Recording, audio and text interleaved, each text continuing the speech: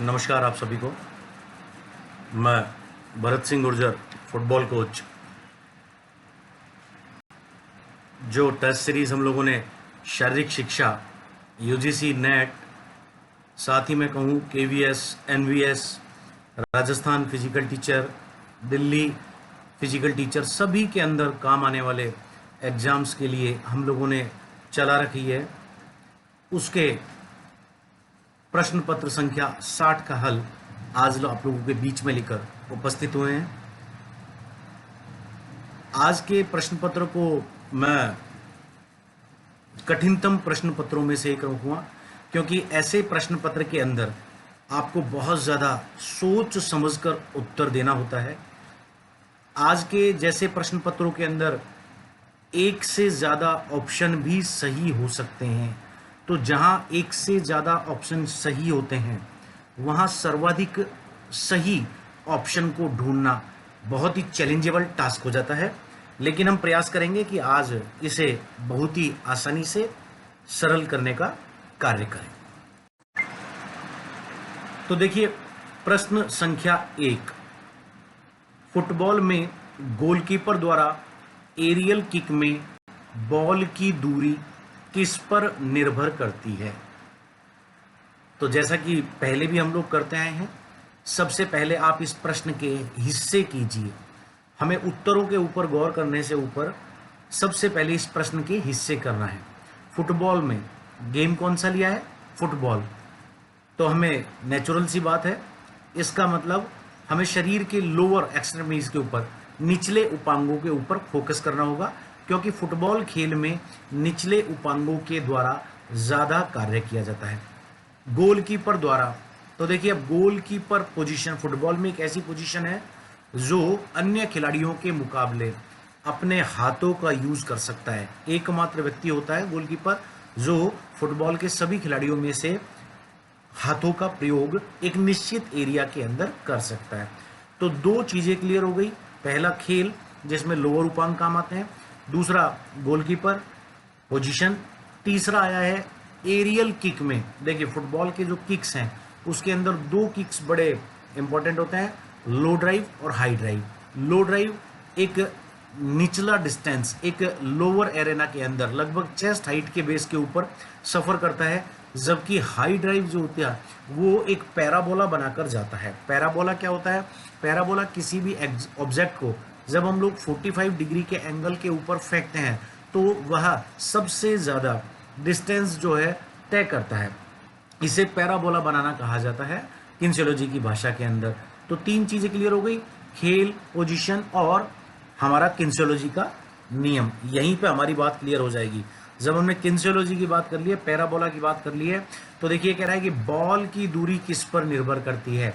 हमें ट्रेजेक्ट्री, जो पैराबोला बनता है, जो 45 डिग्री के एंगल के ऊपर बॉल जर्नी करती है, उसे ट्रेजेक्ट्री कहा जाता है। तो ट्रेजेक्ट्री के अंदर सीधा सीधा कुछ बेसिक्स हम लोगों ने किन्सियोलॉजी के ऊपर पढ़े होंगे, और वह क्या निर्भर करता है? तो देखिए पहले ऑप्शन के ऊपर आइए, कीपर द्वारा लगाए गए किकिंग बल पर। बिल्कुल सही है, पैराबोला बनाने के लिए अब हमें यहाँ थोड़ा सा गति के नियमों का भी प्रयोग करना है। न्यूटन के गति के नियम जो कहते हैं कि लगाए गए बल, पहला, दूसरा और तीसरा नियम है, उसको भी देखना है। दूसरा कह रहा है फुटबॉल में एयर प्रेशर पर। तो देखिए ये भी बिल्कुल एग्जैक्टली फुटबॉल का एयर प्रेशर जो होता है उसका एक आइडेंटिकल मान होता है 600 से 1100 mm पर स्क्वायर HG।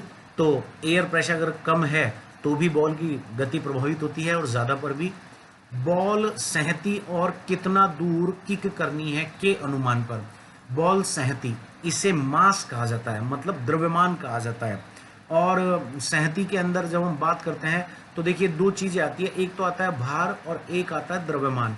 भार, the total matter contain in body, ठीक है, हम लोग जब बात करते हैं हमारे शरीर का भार। और द्रव्यमान की जब हमने बात करी तो इसके ऊपर जो टोटल मैटर हम लोग लेकर चल रहे हैं उस पर जो बल लगते हैं उनके समेत हमारे शरीर का मान। और चौथा ऑप्शन है केवल संवेग पर।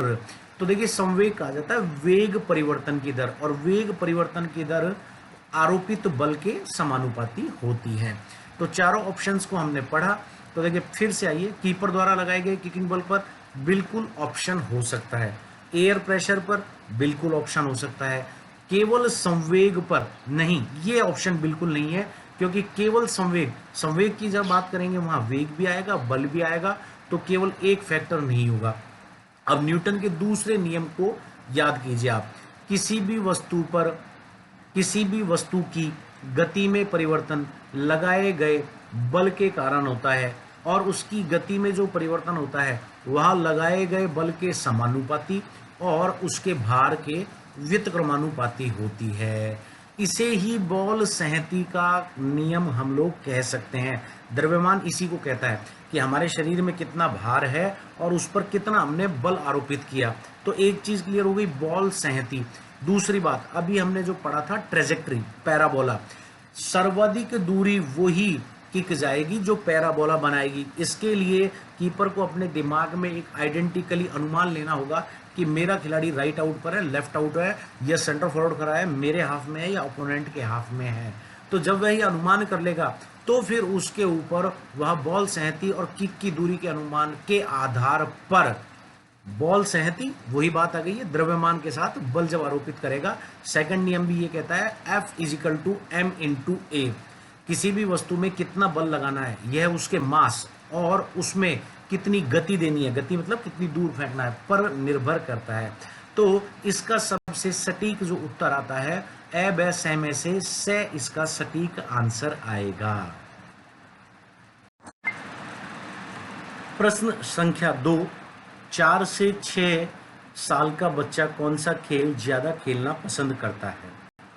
तो देखिए, यह शारीरिक शिक्षा की यूनिट मनोरंजन और खेल से लिया गया है, और यह जो प्रश्न है यह बाल्यकाल में बाल्यकाल में खेल अवस्थाओं से संबंधित है। देखिए, बाल्यकाल, सबसे पहले हमें यह मालूम करना है कि बाल्यकाल कब तक होता है। तो देखिए, बाल्यकाल 0 से 5 या 0 से 6 वर्ष की उम्र तक का जो काल होता है वह बाल्यकाल कहलाता है। अब इस काल के अंदर बच्चे का वृद्धि और विकास बहुत तीव्र गति से होता है, उसका मेंटल डेवलपमेंट भी होता है, उसकी फिजिकल ग्रोथ भी होती है। इस दौरान बच्चे की उम्र जो होती है 0 से 6 वर्ष तक, वह अलग अलग भागों के अंदर बांटी गई है, और इन्हीं में से एक जो भाग आता है वह 4 से 6 वर्ष की उम्र का आता है। तो देखिए, सबसे पहले हम लोग इसके ऑप्शंस के ऊपर क्लियर करें। एकांत खेल, समानांतर खेल, साहचर्य खेल और सहयोग खेल। तो देखिए, सबसे पहला ऑप्शन हम देखते हैं एकांत खेल। ये खेल तब खेले जाते हैं जब हम लोग सॉलिटेयर स्टेज के अंदर हो। एक ताश का गेम आता है कंप्यूटर के ऊपर, आप लोगों ने देखा होगा, सॉलिटेयर, जिसके अंदर एक एक पत्ते को उठाना होता है। अगर 2 पत्ता हम लोग उठा लेते हैं तो कंप्यूटर उसे एक्सेप्ट नहीं करता है। तो देखिए, एकांत खेल ये 0 से लेके 1.5 वर्ष तक बच्चा खेलता है या 2 वर्ष तक खेलता है। एकांत खेल का मतलब होता है अपने आप ही वो कोई ना कोई सृजनात्मक गतिविधि करता रहता है और खेलता रहता है। अब ये खेल किस प्रकार के होते हैं, याद कीजिए, आपके घर में 2 वर्ष से जो छोटा बच्चा होता है, न तो वह ढंग से बोल पाता है न ढंग से चल पाता है, तो वह क्या करता है कि बेड पर या तो अधिकतर समय सोता रहता है, या वो क्या करेगा, अपने हाथ या पैरों को आसमान की तरफ, ऊपर की तरफ कर कर वो उनको एक्टिविटी करता रहेगा। यही उस बच्चे के लिए खेल है, यही खेल का रूप है। या फिर आप उसके हाथ में कोई भी खिलौना पकड़ा देंगे तो उसको या तो मुंह में लेगा या उसको तोड़ने मरोड़ने की कोशिश करेगा। तो यही उसके लिए खेल है, वो बच्चा अपने में ही मस्त है। अब उसको कई बार पेरेंट्स जो है वो अट्रैक्ट करने की भी कोशिश करते हैं, तो देखिए वो ज़्यादा देर तक आपसे अट्रैक्ट नहीं हो पाता, वो डिस्ट्रैक्ट हो जाता है, वो स्वयं की गतिविधि में मस्त रहता है। ये एकांत खेल का प्रकार होता है। तो ये तो 0 से 2 वर्ष का बच्चा करता है, तो 4 से 6 साल के बच्चे का ऑप्शन नहीं होगा।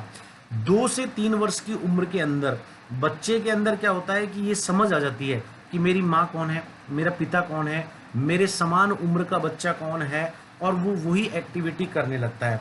अब चूंकि खेल तो मनुष्य की जन्मजात स्वाभाविक प्रवृत्ति है, वो वही काम करता रहता है, लेकिन यहाँ अब वो एकांत में नहीं खेलता। देखिए, अगर 2 बच्चों को एक साथ रख दिया एक ही घर में दो बच्चे हैं, तो वो दोनों बच्चे क्या करेंगे, एक दूसरे के साथ वो कॉम्पीट करना शुरू कर देंगे और वो क्या करेंगे कि वो दोनों मिलकर गेम खेलना चाहेंगे एक दूसरे से। लेकिन वो खेलेंगे कैसा, एक दूसरे जैसा ही खेल खेलेंगे। अगर एक बच्चा खिलौने का खेल खेल रहा है तो दूसरा बच्चा भी वही एक्टिविटी करेगा।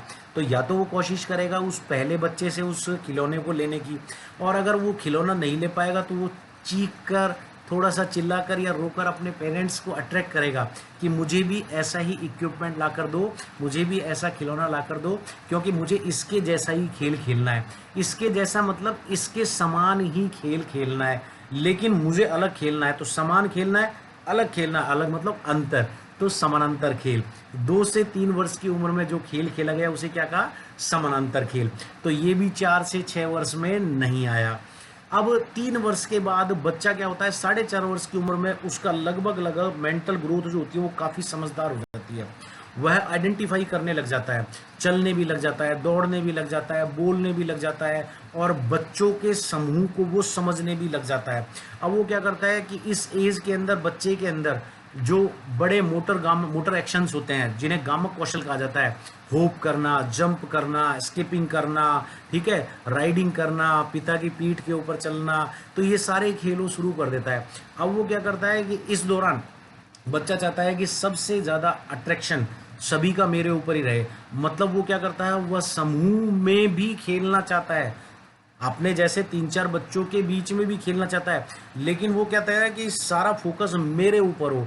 तो वह और लोगों की उपस्थिति भी चाहता है, इसका मतलब साहचर्यता कहते हैं इसे, और लोगों की उपस्थिति, लेकिन अपनी लीडरशिप को दिखाना चाहता है। 3 से लेके और 4.5 साल की उम्र तक, लगभग 4 साल की उम्र भी कह सकते हैं। तो ऐसे खेल जिसके अंदर वो क्या करता है कि सारे बच्चों को इकट्ठा कर लिया, जैसे टीचर टीचर खेलना कि मैं टीचर हूँ, या जैसे सारे बच्चों को इकट्ठा कर लिया, 4 बच्चों को, और क्या कहा, या माता पिता को ले लिया कि बैटिंग केवल मैं ही करूँगा और बॉलिंग मैं नहीं करूँगा। तो उपस्थिति औरों की भी चाहिए, लेकिन लीडरशिप मेरी होनी चाहिए। इसे साहचर्यता कहा जाता है। तो ये भी ऑप्शन नहीं है। और अब ऑप्शन कौन सा बचा, केवल एक ही ऑप्शन बचा है, कौन सा, नंबर 4, सहयोग खेल। इन्हें कोऑपरेटिव गेम्स भी कहा जाता है। और यहाँ क्या है, बच्चा साहचर्य खेलते खेलते ये समझ जाता है कि अगर मैं ही सारा बैटिंग करूंगा तो फील्डिंग करने वाले बच्चे लौट कर नहीं आएंगे। अब वो क्या करता है कि वह सहयोग करना शुरू कर देता है, कॉपरेशन देना शुरू कर देता है। बच्चों से कहता है या मदर फादर से कहता है कि 6 बॉल आप करो, चलो अब 2 बॉल मैं कर देता हूँ, और बच्चों को वो अपने साथ लाता है। और जो टीचर वो गेम अभी खेल रहे थे, वो टीचर गेम अब वो ज़्यादा डीपली खेलना शुरू कर देते हैं। कभी मैं टीचर बना, कभी तुम टीचर बना, एक दूसरे को सहयोग किया। क्योंकि इसी उम्र के अंदर बच्चा लगभग स्कूल जाना भी शुरू कर देता है। तो जब वो स्कूल जाना शुरू कर देता है तो उसको पता लगता है कि घर के अलावा भी दूसरी दुनिया है, तो मुझे दूसरी दुनिया में सहयोग करना है। तो वो सहयोग की चीज़ वो अब अपने घर में भी लेकर आ जाता है, और घर, मोहल्ले, परिवार के अंदर वो एक दूसरे को कोऑपरेट करते हुए इस तरह के खेल खेलना शुरू करता है। तो ऑप्शन द, 4 से 6 साल में बच्चा सहयोग खेल खेलना सबसे ज़्यादा पसंद करता है। प्रश्न संख्या 3 योग से लिया गया है, और सीधा सीधा जैसा नाम से ही स्पष्ट हो रहा है, पतंजल योग के अनुसार, मतलब पतंजलि के योग की बात करी है, अष्ट सिद्धियों के संबंध में सही सुमेलित युग्म कौन सा है। तो देखिए बड़ा टफ प्रश्न हो जाता है, क्योंकि हम लोग जनरली साधारण योग पढ़कर आए हुए होते हैं, पतंजल योग की हमने अध्ययन नहीं किया होता है। तो सबसे पहले तो हमें ये मालूम करना है कि पतंजल योग क्या है। तो देखिए योग की शुरुआत जो है वो आधुनिक युग में लिपिबद्ध करने का श्रेय महर्षि पतंजलि नाम के व्यक्ति को दिया जाता है। और महर्षि पतंजलि जो है वो कहा जाता है कि योगिनी गौनिका नाम की एक महिला से इनका जन्म हुआ था, और वो सूर्य को अर्घ्य दे रही थी। अर्घ्य देना तो वो जल से अर्घ्य दे रही थी और हथेली के माध्यम से दे रही थी। तो तभी भगवान की कृपा से उनकी हथेली से गिरते हुए जल से ही, पत मीन्स हथेली, और अंजल मतलब अंजलि देना, अंजन देना, सूर्य को जल अर्पण करना। एक सांप जैसा छोटा सा जीव पैदा हुआ जिसने तुरंत ही एक मनुष्य का आकार ले लिया। तो यह तो पतंजलि का क्रम है। अब ये क्या है, भगवान का वरदान था, और पतंजलि को योग शास्त्र की एक किताब लिखनी थी आधुनिक किताबों में पुराणों के अनुसार, इसलिए उनका जन्म हुआ था। तो पतंजलि ने विश्व की योग की सबसे पहली किताब लिपिबद्ध की और आधुनिक समय में उसी किताब का फॉलोअप सभी लोग करते हैं। अब वो किताब क्या थी? वर्तमान में उसे योग सूत्र कहा जाता है, लेकिन उस वक्त इस किताब का नाम योग सूत्र ना होकर पाद था। वर्तमान में ये किताब योग सूत्र हिंदी भाषा में प्रचलित है, लेकिन मूल किताब जो है वो संस्कृत भाषा में लिखी गई थी। और इसके अंदर पतंजलि ने क्या लिखा था? इसके अंदर पतंजलि ने 195 सूत्र लिखे थे। सूत्र साहित्य हमारे भारतीय इतिहास में पहले चला करता था। सूत्र क्या होते हैं? एक एक लाइन के, दो दो लाइन के, दोहे टाइप की पंक्तियां।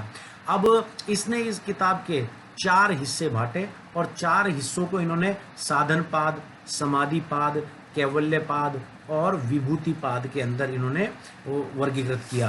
तो साधन, समाधि, विभूति और कैवल्य पाद के अंदर टोटल 51, 55, 55 और 34 साधन, समाधि, विभूति और कैवल्य के अंदर 195 सूत्रों की संख्या थी।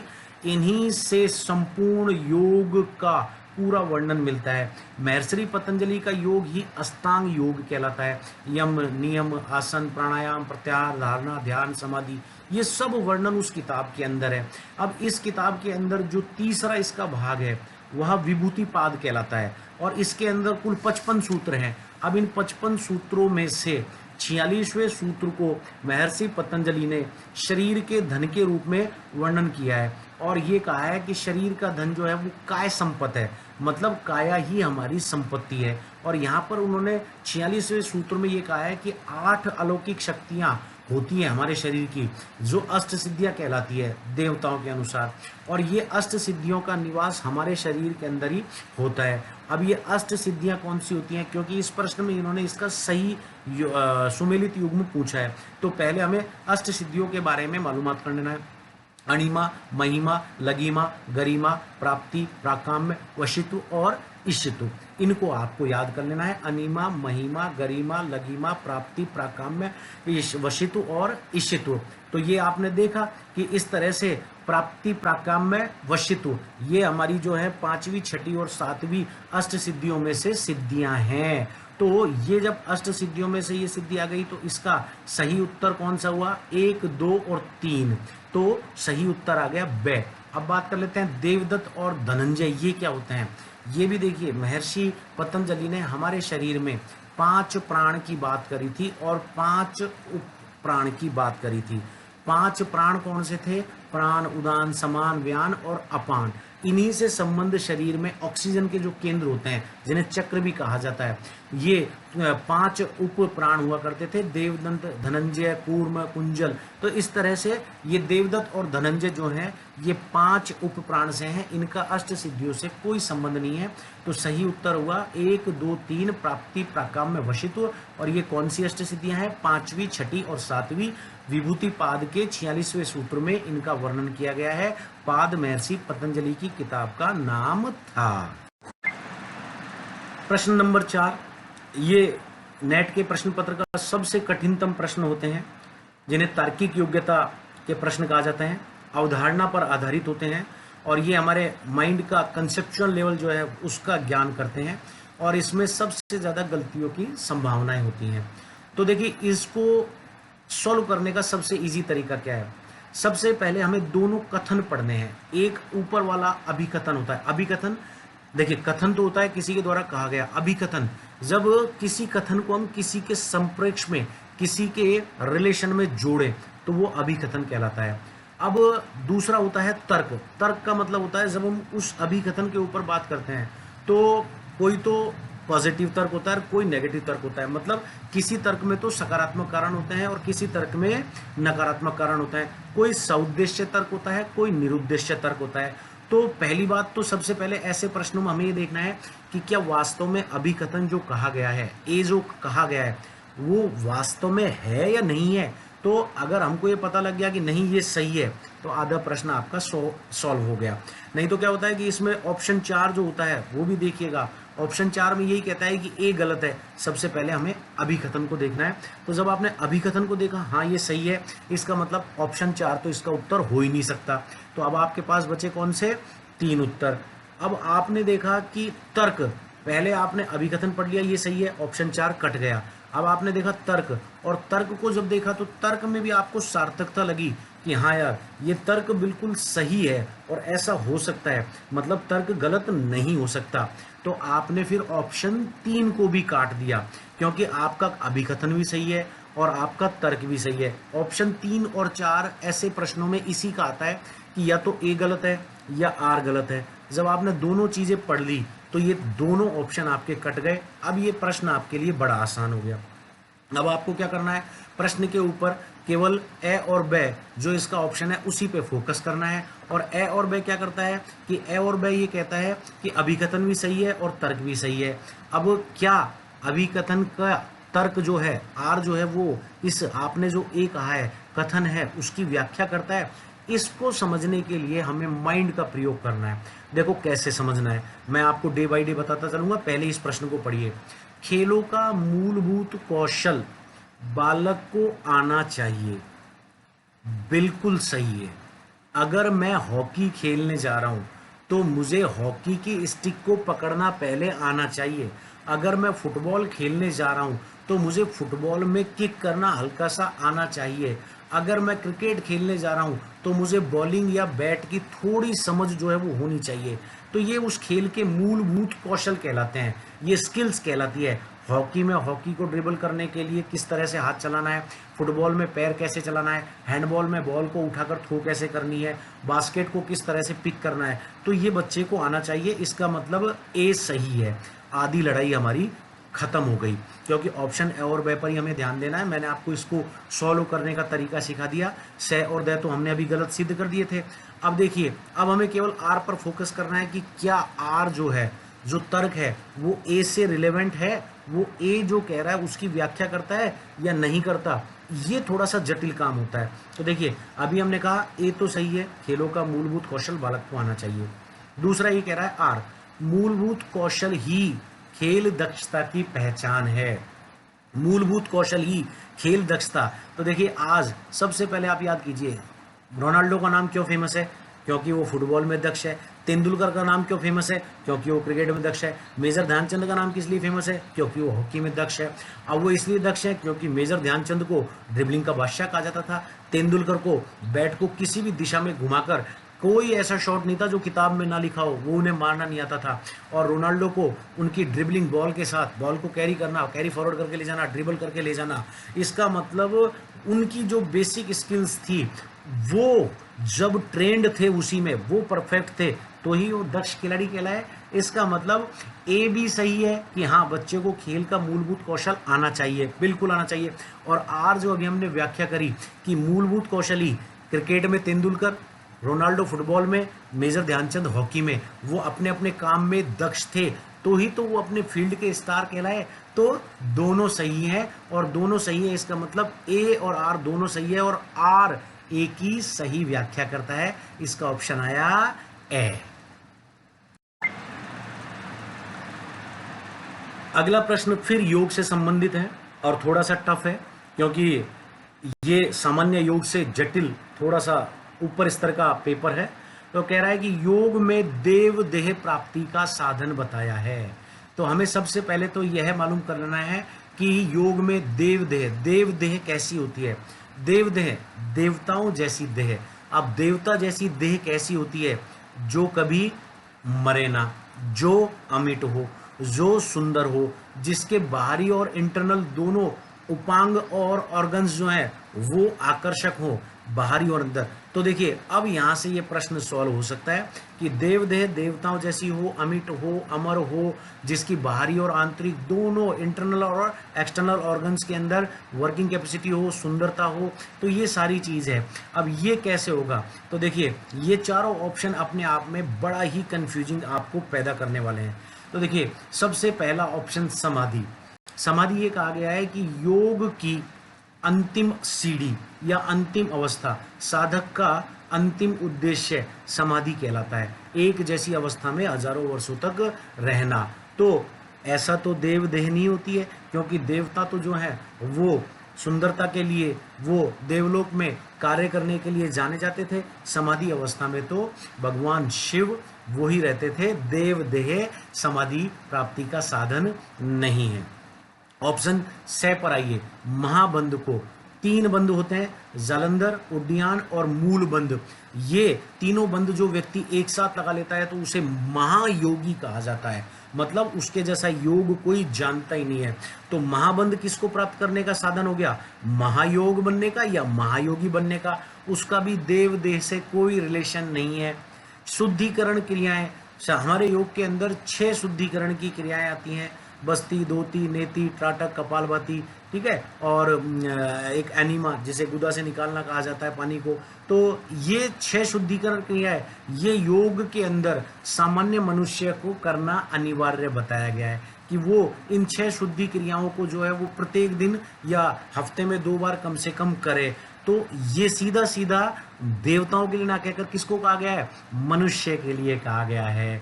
तो इसका भी ऑप्शन समाधि, समाधि का मतलब भगवान शिव से, देवताओं से नहीं। महाबंध का मतलब महायोगियों से, देवताओं से नहीं। शुद्धिकरण का मतलब सामान्य मानव से, देवताओं से नहीं। ऑप्शन कौन सा बचा? शंख प्रक्षालन। अब शंख प्रक्षालन क्या होता है? शरीर की सारी गंदगी को हम लोग, जो एक प्रक्षालन क्रिया होती है जिसके माध्यम से हम लोग अंदर इंटरनल आंतों की सफाई करना, मैल बाहर निकालना, ये सब जो करते हैं, जिससे क्या होता है कि अंदर के ऑर्गन्स जब बाहर आते हैं तो ग्लैंड्स चमकती है। ग्लैंड से हमारे पीछे जहाँ फोरमेन मैग्नम होता है, ये पीयूष ग्रंथि के पीछे, यह फोरमेन मैग्नम के पीछे जो एक हमारा चक्र होता है, वह चक्र क्या कहलाता है? हमारा आभा चक्र कहलाता है। और आगे जो हमारा आज्ञा चक्र होता है, जिसे कपाल या ललाट कहा जाता है, ये प्रज्वलित हो जाते हैं।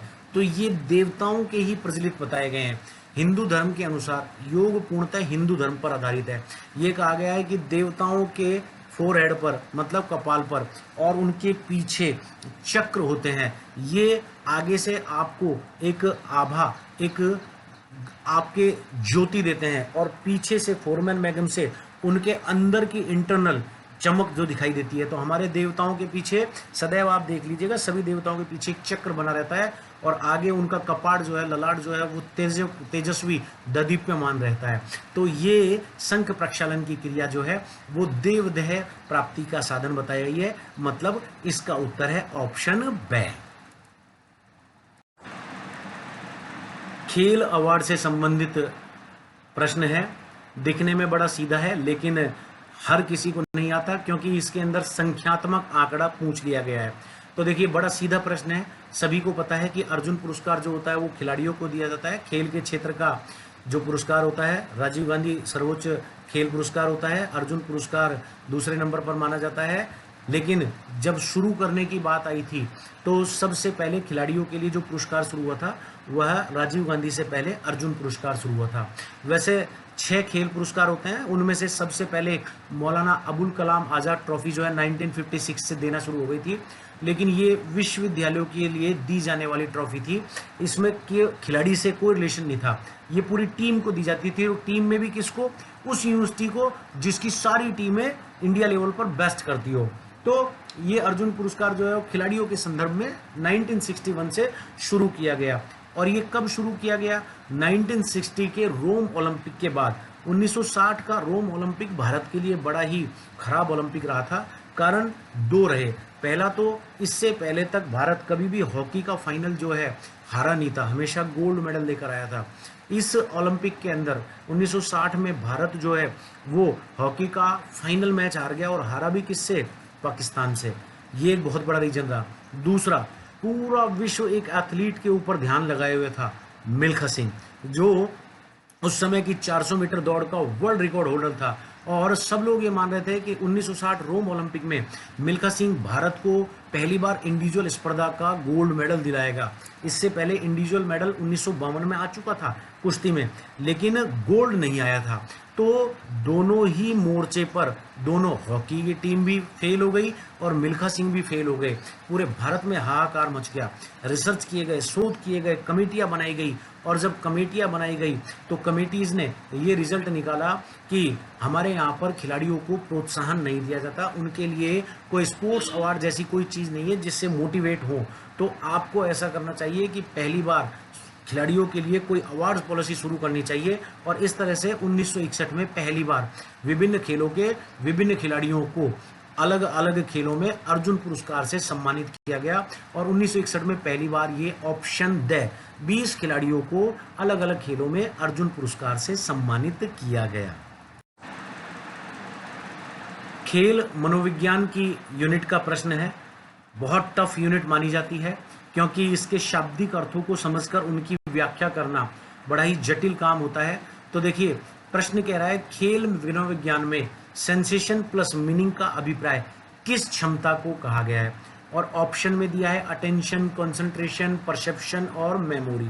तो देखिए पहले हमें इनका शाब्दिक अर्थ समझना होगा कि ये क्या होते हैं। तो सबसे पहले सेंसेशन और मीनिंग का अभिप्राय समझिए। सेंसेशन, मनुष्य के शरीर के अंदर 5 ज्ञानेंद्रियां होती हैं जो उसे सेंस का आभास कराती है, ठीक है। आंख, नाक, कान, जीभ और त्वचा जो स्वाद का, दृश्य का, सुनने का, आभास का, इनका समझ कराती है। इन्हें सेंस ऑर्गन्स, संवेदी अंग कहा जाता है। यही हमारे अंदर सेंसेशंस को मतलब समझ को विकसित करती है। कैसे करती है? इन्होंने, जैसे जीभ ने, हमने कोई भी खट्टा खाया, जीभ हमें बता देगी। मीठा खाया, हमने कोई कर्कश आवाज सुनी, कोई मधुर आवाज सुनी, वो कान हमें बता देगा। तो ये तो हो गए सेंस ऑर्गन। अब ये इसकी, जैसे ही जीभ पे हम कड़वा खाएंगे, जीभ उसको वापस थूकने के लिए बोलेगा। इसे कहा जाता है मीनिंग, समझ कहा जाता है। हम लोग गंदी चीज की तरफ जो है वो नहीं देखना चाहते, हम लोग सदैव अच्छी चीज की तरफ देखना चाहते हैं। इसे कहते हैं समझ। हम लोग बदबू के पास आते ही नाक को बंद कर लेते हैं और फूलों के पास आते ही नाक को महसूस कराते हैं। इसे समझ कहा जाता है। तो सेंसेशन प्लस मीनिंग, 5 संवेदी अंगों से 5 समझ को विकसित करना, ये जो कहलाता है, ये क्या कहलाता है? ये क्षमता देखिए, खेल मनोविज्ञान में 11 क्षमताएं होती हैं जिनमें से 4 यहाँ ऑप्शन के अंदर दिया गया है। तो अब हम लोग खेल मनोविज्ञान, हम यहाँ खाने की बात नहीं करेंगे, पीने की बात नहीं करेंगे, हम लोग यहाँ पर हम केवल और केवल खिलाड़ी की बात करेंगे। अब खिलाड़ी के अंदर सेंसेशन प्लस मीनिंग का क्या मतलब होता है? खिलाड़ी के अंदर सेंसेशन प्लस मीनिंग का एक ही मतलब है। क्रिकेट के खिलाड़ी ने बैट्समैन ने देखा कि कितनी स्पीड से बॉल आ रही है, उसका सेंस उसने किससे लिया? आंखों से। समझ उसकी बॉडी ने उसको दी कि मुझे इतनी स्पीड से बॉल आ रही है, ये बॉल जो है बाउंसर जा सकती है, तो मुझे इसके ऊपर हुक शॉट खेलना है। फुटबॉल में गोलकीपर ने अपने सेंसेस से ये देखा कि सामने से ओपोनेंट जो है वो किक करने वाला है। कानों से अपने टीममेट से ये सुना कि कीप अवेयर, तो फिर उसने समझ विकसित करी कि मुझे दाएं या बाएं किस दिशा में जाकर डाइव मारकर बॉल को रोकना है। तो ये खेल मनोविज्ञान के अनुसार सेंसेशन और मीनिंग होते हैं। हमारे संवेदी अंग खेलों में इस तरह से काम करते हैं कि गोलकीपर को बॉल रोकनी है, बैट्समैन को जो है वो 6 मारना है, हॉकी के खिलाड़ी को ड्रिबल करके डिफेंस को बचाते हुए निकलना है। अब इसके लिए उन्हें किस क्षमता की सर्वाधिक आवश्यकता होगी? तो इन्हें हम समझते हैं अटेंशन। अटेंशन को कहा जाता है एकाग्रता, ठीक है। एकाग्रता के अंदर हम लोग क्या करते हैं कि किसी भी एक वस्तु के ऊपर हम लोग फोकस कर लेते हैं। क्या खेलों के ऊपर अटेंशन क्रिएट करना पॉसिबल है? नहीं, क्योंकि अटेंशन तो हम बना ही नहीं सकते हैं। अगर मैं हॉकी में ड्रिबल करता हुआ जा रहा हूं तो मुझे दाएं और बाएं देखते हुए भी चलना है। कंसंट्रेशन, अटेंशन को लंबे समय तक मेंटेन करना, बनाए रखना, कंसंट्रेशन कहा जाता है, ध्यान का केंद्रीकरण। तो जब हमने अभी अटेंशन को नकार दिया कि हम लोग एकाग्र कर ही नहीं सकते, हमें दाएं भी देखना है, बाएं भी देखना है, आगे भी भागना है, पीछे भी भागना है, कोई हमें पुश करना है तो जमीन पर गिरकर उठना भी है, इसका मतलब हमें एक अवस्था में तो रहना ही नहीं है, हम लोग चलायमान अवस्था के अंदर हैं। तो अटेंशन को लंबे समय तक बनाए रखना, कॉन्सेंट्रेशन। जब अटेंशन ही इसका उत्तर नहीं है तो कॉन्सेंट्रेशन भी इसका उत्तर नहीं होगा। ऑप्शन 4 पे आइए, मेमोरी। मेमोरी खेलों के संदर्भ में कहा जाता है the learning stage, learning process या ली गई ट्रेनिंग। हमने ड्रिबल करने के काम को पहले 1000 बार किया है, वो मेरी याददाश्त में रह गया, किस तरह से मैं कौन के बीच में से बॉल लेकर जा रहा हूँ, और वही काम अगर मेरे सामने राइट लेफ्ट से अगर कोई डिफेंडर आता है तो मैं किस तरह से उसको डॉज देकर ले जाऊंगा। इसे स्किल भी कहा जाता है कि मैंने एक ही काम को बार बार किया है और ऐसा ही दृश्य मेरे सामने, अगर देखिए वहां तो मेरे सामने कौन था? Inactive opponent. वहां मैंने जब ट्रेनिंग में काम किया तो मेरे सामने या तो सेमी एक्टिव ओपोनेंट था या इनएक्टिव था, मेरा ही साथी था, तो मैंने सीखने के हिसाब से उसको किया, तो बार बार उसको किया तो वो मेरे याददाश्त में छप गया। अब खेलों के अंदर कौन आता है? खेलों में आता है एक्टिव आपके सामने डिफेंडर, जिसे ओपोनेंट भी कहा जाता है। मैंने उसी काम को हजारों बार किया है तो मैं इसको कर लूंगा। तो देखिए ये उसका उत्तर थोड़ा सा हो सकता है सेंसेशन प्लस मीनिंग, जिस काम को बार बार मैंने किया था और उसकी समझ मेरे अंदर आ गई तो मैंने कर लिया, तो मेमोरी इसका सही उत्तर हो सकता है। अब आइए ऑप्शन 3 के ऊपर, जिसे कहा जाता है परसेप्शन। तो देखिए परसेप्शन का मतलब क्या होता है? परसेप्शन का मतलब होता है कि किसी भी कार्य को करने के लिए हजारों बार जो हमने पहले अभ्यास किया है, उससे हमारे जोड़ों के अंदर, हमारे ऑर्गन्स के अंदर एक वो सेंस डेवलप हो जाता है कि मुझे उस अवस्था में क्या करना है, जो अभी हमने मेमोरी की बात करी। और फिर सेंस जब डेवलप हो गया तो जो हमने मेमोरी बरकरार रखी थी, उस मेमोरी का प्रयोग करते हुए मैं उस स्थिति के अंदर क्या करूंगा, इसे सेंस प्लस मीनिंग परसेप्शन कहा जाता है। तो देखिए परसेप्शन ऐसी चीज है जिसके अंदर मेमोरी का भी हमने काम में लिया। तो इसके ऑप्शन 2 सही है, मेमोरी भी और परसेप्शन भी। लेकिन परसेप्शन के अंदर ही हमने किसको समाहित किया? मेमोरी को। तो 3 और 4 से और द में से इसका सर्वाधिक सटीक उत्तर कौन सा हुआ? Exactly perception. फिजियोलॉजी की यूनिट से प्रश्न आता है, पोषण से भी इसका संबंध लगाया जा सकता है। ग्लूकोज का लैक्टिक अम्ल में बदलने के प्रक्रम में किसका रूपांतरण होता है? तो देखिए इस प्रश्न को सबसे पहले इजी कीजिए, टफ प्रश्न है। ग्लूकोज का, तो ग्लूकोज किसका रूप होता है पोषण में? कार्बोहाइड्रेट का। इसका मतलब कार्बोहाइड्रेट का लैक्टिक अम्ल में बदलने। तो देखिए यहां हम खाना खाने की बात नहीं कर रहे हैं, हमने कार्बोहाइड्रेट को सरल ग्लूकोज के, सरल शर्करा के रूप में या मोनोसेकेराइड के रूप में शरीर में ले लिया।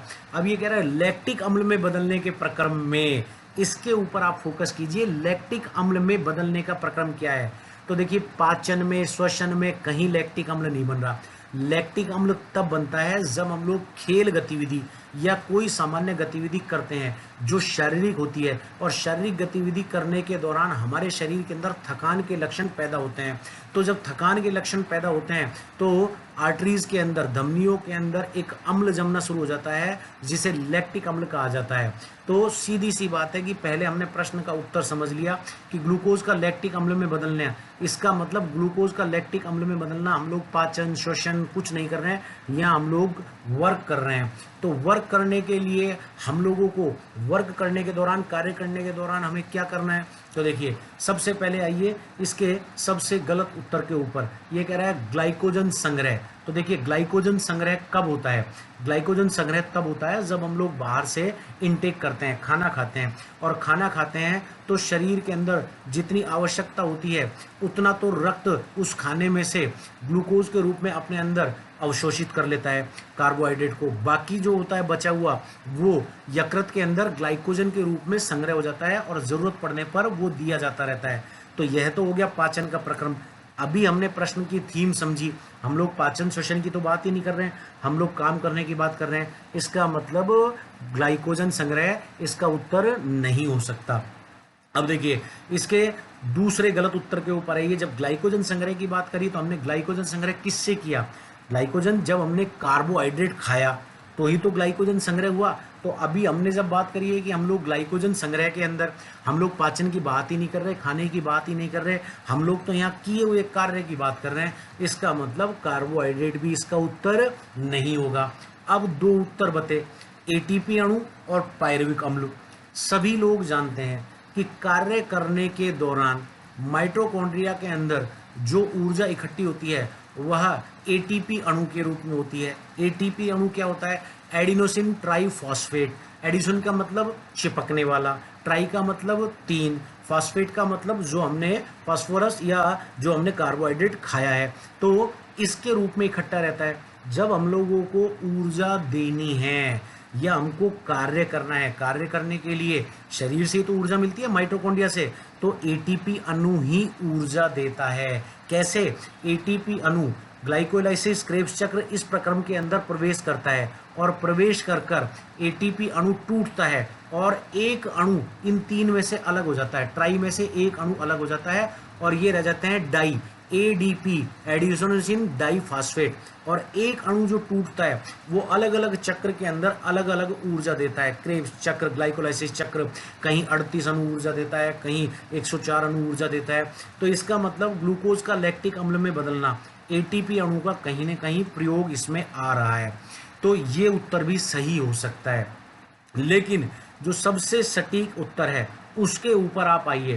क्रेब्स चक्र, ग्लाइकोलाइसिस चक्र जब हम लोग काम करते हैं, एटीपी अणु जब टूट कर एडीपी में बदलते हैं, तो इस दौरान बदलने के दौरान पायरुविक अम्ल शरीर में जो पाया जाता है वह इस क्रिया के अंदर समाहित हो जाता है। और पायरुविक अम्ल जो समाहित हो जाता है, तो ये एसिडिक है, ये क्या करते हैं, उस क्रिया को तेज करने का काम करते हैं। तो एटीपी ने तो टूट कर क्या दिया, ऊर्जा, और पायरुविक अम्ल भी क्रिया में शामिल हुआ, तो पायरुविक अम्ल भी तो टूटकर या बदलकर किसी चीज को देगा। तो पायरुविक अम्ल जब सारा काम खत्म हो जाता है तो थकान पैदा करने वाले लैक्टिक अम्ल में अपने आप परिवर्तित हो जाता है। तो दोनों सही उत्तरों में से, एटीपी अणु और पायरुविक अम्ल में से, प्रश्न को देखिए, कह रहा है ग्लूकोज का लैक्टिक अम्ल में बदलना, ग्लूकोज का लैक्टिक अम्ल का बदलने के प्रक्रम में। तो लैक्टिक अम्ल में कौन बदला, एटीपी अणु नहीं बदला, बदला है पायरुविक अम्ल। तो इसका सही उत्तर कौन सा है, से पायरुविक अम्ल। खेल प्रशिक्षण की यूनिट से उठाया गया प्रश्न है, ट्रेनिंग में किस फेज का नाम स्टैग्नेशन फेज भी कहा जाता है। तो देखिए, ट्रेनिंग में किस फेज का नाम स्टैग्नेशन फेज भी कहा जाता है। तो सबसे पहले ये बात कर रहा है ट्रेनिंग, कौन सी ट्रेनिंग, स्पोर्ट्स ट्रेनिंग की। तो हमें बड़ा सीधा सा प्रश्न है, उत्तर भी बड़ा सीधा सा है। 3 फेज होती है ट्रेनिंग के दौरान, लेकिन वो तीनों ट्रेनिंग फेजेस के नाम जो हैं वो 3 होते हैं, यही बड़ी दिक्कत है। तो देखिए, सबसे पहली बात, जब 3 फेज होती है तो हमें इन 3 फेज में से, इन 4 ऑप्शन में से ढूंढना है कि सही उत्तर कौन सा होगा। तो देखिए, इस प्रश्न को किस तरह से सोल्व करना है, सीधी सी बात है। प्रश्न के ऑप्शन आइए बे के ऊपर, बे कह रहा है बेसिक फेज। बेसिक फेज का मतलब होता है मूल, मूल मतलब शुरुआती फेज के अंदर बच्चा हमारे पास आता है तो वो मूल फेज कहलाती है। अब नाम यहाँ आ रहा है स्टैग्नेशन, तो कैसे पता लगे कि बेसिक फेज का रिलेशन जो है वो स्टैग्नेशन से है या नहीं है, पता करते हैं। दूसरे ऑप्शन के ऊपर आइए, mastery phase. Mastery phase, basic phase सबसे नीचे की, मास्टरी फेज सबसे ऊपर की फेज, जिसके अंदर हम लोग मास्टर बन जाते हैं, कलाकार बन जाते हैं और बिल्कुल ऑटोमेटिक तरीके से उस क्रिया को करने लग जाते हैं। अब इसका भी नाम हमें ये पता करना है कि स्टैग्नेशन इसे कहते हैं कि नहीं कहते। तो 2 ऑप्शन तो हमने क्लियर किया। अब तीसरा ये एक्विजिशन फेज। एक्विजिशन को हिंदी में कहा जाता है ग्रहण करना। तो देखिए, ग्रहण करना का मतलब है कि बच्चा जब हमारे पास आता है, और ऑप्शन चौथा भी देख लीजिए, स्टेबलाइजेशन। स्टेबलाइजेशन को हिंदी में कहा जाता है स्थायी करना या रुकना। तो देखिए, अब इससे पहले जब हम ऑप्शंस को क्लियर करेंगे तो इन 5 का हमने अर्थ निकाला। अब स्टैग्नेशन का भी हमें अर्थ आना चाहिए। स्टैग्नेशन का मतलब क्या होता है, स्टैग्नेशन का मतलब होता है एक तरह से पठार बन जाना, उसे ही स्टैग्नेशन कहा जाता है। अब लर्निंग के कर्व्स को आप याद कीजिए। अगर लर्निंग के कर्व्स आपको सीखने के वक्र याद आ रहे हैं तो कोई बात नहीं, अदरवाइज यहाँ पर स्टैग्नेशन का मतलब होता है पठार, और पठार से आप हिंदी अर्थ निकालिए। पठार के अंदर क्या होता है, गति जो होती है एक जैसी हो जाती है, न तो बढ़ती है न घटती है, इसका मतलब गति स्टेबल हो जाती है। तो अब इसका अर्थ सीधा सीधा हम हिंदी अर्थों से भी निकाल सकते हैं। स्टैग्नेशन का मतलब पठार एक जैसा, और यहाँ पर एक जैसा या एक ही जगह रुक जाना किसका अर्थ निकल रहा है, सीधा सीधा स्टेबलाइजेशन का। बिल्कुल सही है, स्टैग्नेशन का संबंध जो है वो स्टेबलाइजेशन से हो सकता है, लेकिन बाकी 3 का मतलब भी हो सकता है, क्योंकि एक एक ट्रेनिंग के 3 नाम है। तो हमें उनको गलत सिद्ध करने के लिए सबसे पहले उनके अर्थ को भी पता करना है। तो देखिए, किसी भी ट्रेनिंग की मास्टरी फेज कहलाती है। मास्टरी का मतलब होता है ऑटोमेटिकली कोई भी क्रिया हम लोग कर ले। बेसिक फेज, बेसिक फेज में हमने सीखने का काम किया, सीखने का मतलब एक्विजिशन। तो बेसिक और एक्विजिशन दोनों एक ही फेज है। मास्टरी फेज तीसरी फेज है जिसे ऑटोमेटिकली काम करते हैं। अब पठार के ऊपर आइए, लर्निंग कर्व्स के ऊपर आइए, सीखने के वक्र के ऊपर आइए। जब सीखने के दौरान हम लोग कोई भी काम शुरू करते हैं तो हम लोग बेस से शुरू करते हैं, ग्रहण करना शुरू करते हैं, एक्विजिशन या बेसिक फेज। फिर हम लोग क्या करते हैं, कि लर्निंग कर्व पठार आ गया, हम लोग उस क्रिया के ऊपर स्थायी हो जाते हैं, स्टेबलाइज हो जाते हैं, हमने सीख लिया लेकिन गति आगे नहीं बढ़ रही, वही फेज हो रही है हमसे, न तो और ज़्यादा अच्छा कर पा रहे हैं और न बहुत ज़्यादा बुरा कर पा रहे हैं, जहाँ है उसी जगह हम। फिर उसके बाद क्रिया आती है मास्टरी फेज की। तो स्टैग्नेशन का मतलब सीधा सीधा यहाँ कौन सी स्थिति से निकला, जहाँ पर हम लोग स्टेबल हो गए, जहाँ हम लोग रुक गए। तो यह खेलों की दूसरी अवस्था होती है, जहाँ पर खिलाड़ी जब शुरुआत में नया था तो उसकी सीखने की गति बहुत तीव्र थी, और जब वो मास्टर बन गया तो उसे ज़्यादा सीखने की ज़रूरत नहीं रही। लेकिन जब वो मध्य अवस्था में है, जब वो फोकस कर रहा है स्टेबल के ऊपर, न तो और नया सीख पा रहा है और न पुराने को भूल पा रहा है, यही स्टेग्नेशन या स्टेबलाइजेशन फेज कहलाती है। तो इसका उत्तर हुआ द स्टेबलाइजेशन फेज। सुमेलित करने वाला प्रश्न बड़ा जटिल होता है और बहुत ज़्यादा दिक्कत क्रिएट करता है, लेकिन यहाँ जो प्रश्न है यह एक तरह से सरल है, पर इसमें गलती होने के चांसेस सबसे ज़्यादा है। देखिए कह रहा है ओलंपिक में भारत के पदक प्राप्ति के संदर्भ में सुमेलित करो। सभी लोगों को पता है कि ओलंपिक में भारत के पदक जो हैं वो कब से शुरू हुए, लेकिन यहाँ इसने क्या किया है, ओलंपिक्स के सन दिए हैं, नाम नहीं दिया है। ओलंपिक्स 3 तरह से पूछे जा सकते हैं, स्थान के हिसाब से, सन के हिसाब से, या 12वां 13वां 14 उनकी संख्या के हिसाब से। जब सन आते हैं तो वो सबसे ज़्यादा कठिन हो जाता है, क्योंकि सनों का उल्लेख करना बहुत और याद करना बहुत दिक्कत होता है। प्लस इसने यहाँ पर किसी खिलाड़ी का नाम नहीं दिया, इसने पदकों की संख्या लिख दी है, 1 स्वर्ण 1 कांस्य 1 रजत 2 रजत, और एक जगह तो इसने 2 पदक भी लिख दिया। तो इसका मतलब 2 पदक और 2 रजत, 2 का उल्लेख 2 जगह आ रहा है, स्वर्ण कांस्य रजत दोनों अलग अलग हो रहे हैं। तो यह बड़ा टिपिकल है, इसके लिए हमें बड़ा डीप ज्ञान होना जरूरी है सारे ओलंपिक्स का। देखिए अब हम बात करते हैं, आधुनिक ओलंपिक शुरू हुए थे 1896 से। भारत की तरफ से आधिकारिक प्रतिनिधित्व शुरू हुआ था 1920 एंटवर्प ओलंपिक से। भारत की जो पहली ऑफिशियल टीम गई थी, कई किताबों के अंदर आपको यह लिखा मिलेगा कि नॉर्मन जी प्रचार नाम का व्यक्ति सन 1900 में भारत के लिए 2 पदक लाया। लेकिन स्पष्ट कर दें, आज तक कहीं भी आईओसी ने वो 2 पदक भारत के खाते में नहीं डाल रखे। इसका कारण है, आईओसी ये कहता है कि ओलंपिक के अंदर वही देश भाग लेगा जहां पर उसकी जहां पर उसका ओलंपिक संघ गठित हो। भारत तब तक गुलाम था और भारत ब्रिटिश लोगों के अधीन था, तो उनका इंडिपेंडेंट जो है वह ओलंपिक एसोसिएशन नहीं थी। नॉर्मन जी प्रचार्ड एक सॉकर लवर था और पेरिस ओलंपिक 1900 के दौरान वो पेरिस में घूमने गया था समर फेस्टिवल्स के अंदर। वहाँ जब वो घूम रहा था तो उस ओलंपिक्स में खिलाड़ी बहुत कम आए थे, तो ओलंपिक आयोजन करने वाले बहुत लोग परेशान थे। उन्होंने ओपन कर दिया कि कोई भी आए और किसी भी इवेंट के अंदर पार्टिसिपेट करे। नॉर्मन जी प्रचार्ड भी गया और उससे पूछा गया कि आप क्या कर रहे हैं, तो उसने कहा कि मैं बेसिकली एंग्लो इंडियन हूँ, मैं रहने वाला इंग्लैंड का हूँ, लेकिन अभी मैं भारत के अंदर सेटल्ड हूँ और मैं वहाँ एक सॉकर स्पॉन्सरशिप का काम करता हूँ, मैं दौड़ में भाग लेना चाहता हूँ। तो उन लोगों ने कहा कि भारत की टीम तो इसमें भाग नहीं ले रही। तो नॉर्मन जी प्रचार्ड ने कहा कि कोई बात नहीं, मेरे मदर फादर जो हैं वो ब्रिटिशियंस हैं, तो मुझे ब्रिटिश झंडे के तले भाग दिलवा दीजिए। नॉर्मन जी प्रचार्ड ने 200 मीटर और 200 मीटर हडल के अंदर 2 इवेंट में भाग लिया और 2 रजत पदक जीते। आईओसी ने आज तक वो रजत पदक जो हैं वो ब्रिटेन के खाते में डाल रखे हैं, भारत के खाते में नहीं है। भारत से 1920 में जब सर दोराबजी जमशेदजी टाटा ने क्यूबर्टीन से मिलकर और ये रिक्वेस्ट की कि हमको भी जो है वह ओलंपिक में आप पार्टिसिपेट करवाओ, तो क्यूबर्टीन ने उनसे ये कहा कि आपके यहाँ तो ओलंपिक संघ बन नहीं सकता, आप तो गुलाम हैं। तो एक विशेष तरीका निकाला गया और ओलंपिक कमेटी के अंदर एक विशेष प्रतिनिधित्व का दर्जा दिया गया, और यह दर्जा पहला तब सर दोराबजी जमशेदजी टाटा को मिला और उनके अंडर वह टीम जो है 1920 एंटवर्प ओलंपिक में खेलने गई। इस तरह भारत का अधिकृत प्रतिनिधित्व 1920 से माना जाता है। अब हम इस प्रश्न के ऊपर आते हैं। तो देखिए इस प्रश्न में 4 संधि हैं, 1960, 1952, 1980 और 1932। तो देखिए सबसे पहले हम सबसे नीचे से उठाते हैं 1932 को। सभी को पता है कि भारत 1928 से हॉकी में ओलंपिक पार्टिसिपेट करने लग गया। 1928 में उसने पहली बार गोल्ड जीता और 1932 में हॉकी में ही दूसरी बार उसने गोल्ड जीता। तो इसका मतलब इसका सही उत्तर 1932 का सही उत्तर का रिलेशन हो गया 1 गोल्ड से। तो इसका ऑप्शन कौन सा सही आया? इसका ऑप्शन सही आया ऑप्शन 2। इसका मिलान किससे हुआ? ऑप्शन 2 से इसका मिलान हुआ। अब 1952 के ऊपर आइए। 1952 के ऊपर देखिए, इसके ऊपर फोकस कीजिए। यहाँ भारत ने एक विशेष काम किया। हॉकी में तो भारत ने स्वर्ण पदक जीता ही जीता था। भारत का पहला व्यक्तिगत स्पर्धा का पदक जो है वह भी यहीं से आया था। कशाबा दादा साहब जादव, केडी जादव ने कुश्ती में पदक जीता था। तो देखिए यहाँ अब दूसरा जो दो ऑप्शन है, 2 रजत और 2 पदक, तो देखिए यहाँ 2 रजत नहीं है।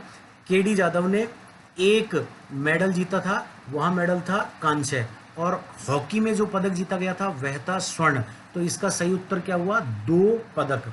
अब आप लोग आइए 1960 रोम ओलंपिक के ऊपर। तो देखिए रोम ओलंपिक के अंदर भारत, मिल्खा सिंह फाइनल्स में चौथे स्थान पर आए थे, और भारत ओलंपिक में पहली बार हॉकी का फाइनल आ रहा था। किससे? पाकिस्तान से। तो इसका सही उत्तर कौन सा आया? फाइनल में आ रहे तो क्या मिला? रजत पदक। इसका सही उत्तर आया 1 रजत पदक। और इसके बाद आइए सन 1980 के ओलंपिक में, यह मॉस्को ओलंपिक था। मॉस्को ओलंपिक के अंदर अधिकतर जो अमेरिकन वेस्टर्न यूरोपियन कंट्रीज थी उन लोगों ने इस ओलंपिक का बायकॉट किया था। तो भारत यहाँ पर कई सालों के बाद 1968 के बाद भारत का पदक नहीं आ रहा था हॉकी में। भारत यहाँ पर सेमीफाइनल्स तक पहुंचा और यहाँ सेमीफाइनल्स के अंदर वो 3rd प्लेस पर रहा और उसने एक कांस्य पदक जीता। तो इस तरह इसका सही उत्तर हुआ द, जिसके अंदर 1932 1 स्वर्ण, ठीक है, उसके बाद 1952 2 पदक, 1960 1 रजत और 1980 1 कांस्य। तो देखिए इस तरह से आज हमने इस प्रश्न पत्र को सॉल्व किया। आने वाले समय के अंदर भी हम यही काम करते रहेंगे और आप लोग इन वीडियोस को, लेक्चर्स को शेयर करते रहें ताकि ज़्यादा से ज़्यादा भाइयों का भला हो। आपका भरत सिंह गुर्जर, फुटबॉल कोच। धन्यवाद।